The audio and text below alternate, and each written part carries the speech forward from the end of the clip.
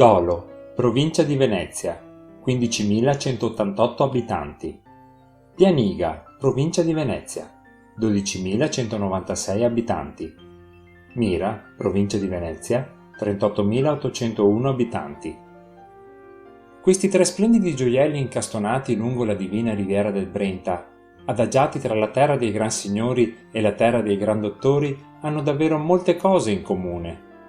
Trasudano arte, storia e bellezza da ogni mattone, da ogni pietra, da ogni boccata d'aria che vi si respira. Dolo regala ai nostri occhi, con un pizzico di sfacciataggine un po' altera e quasi altezzosa, i suoi molini storici e il suo meraviglioso squero, eredità senza tempo di quella serenissima repubblica che illuminò il mondo per secoli. Pianiga stende ai nostri piedi il mirabile graticolato romano, ossatura e struttura portante del più grande impero del mondo occidentale, consegnato a noi e conservato intatto attraverso millenni di storia.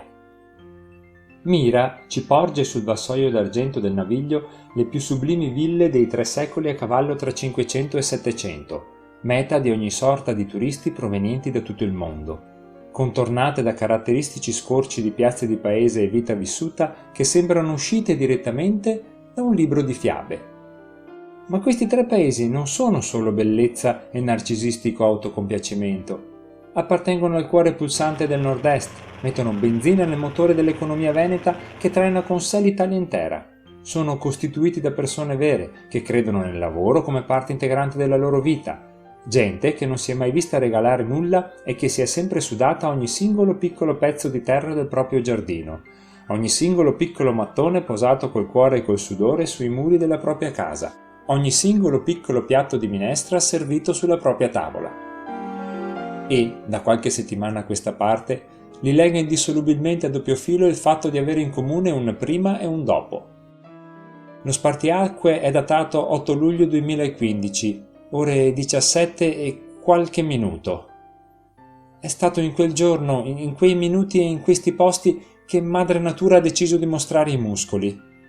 Madre Natura ha deciso di sfregiare a sangue le nostre terre con il più grande cataclisma meteorologico della storia del Veneto, un terrificante tornado con venti a più di 300 km/h che ha raso al suolo tutto ciò su cui ha posato le sue fauci feroci ed affamate, che ha frantumato e sradicato tutto ciò che gli sbarrava il cammino, che credeva in questo modo di spezzare la schiena e mettere in ginocchio il popolo della riviera.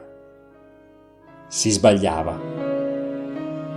Il popolo della riviera non si lascia spezzare la schiena e non si fa mettere in ginocchio da nessuno, tantomeno da qualche folata di vento. Il popolo della riviera non si siede a piangersi addosso e ad aspettare false mani tese da Roma. Il popolo della riviera si rimbocca le maniche e si dà da fare già dalla sera stessa del disastro. Il popolo della riviera, tutto unito, trae ancora più forza nelle situazioni avverse. Si sacrifica per la causa comune quando è colpito al cuore, riparte più fiero e gagliardo di prima, proprio in quei momenti di sconforto e disperazione che taglierebbero le gambe a chiunque. A chiunque, ma non al popolo della riviera.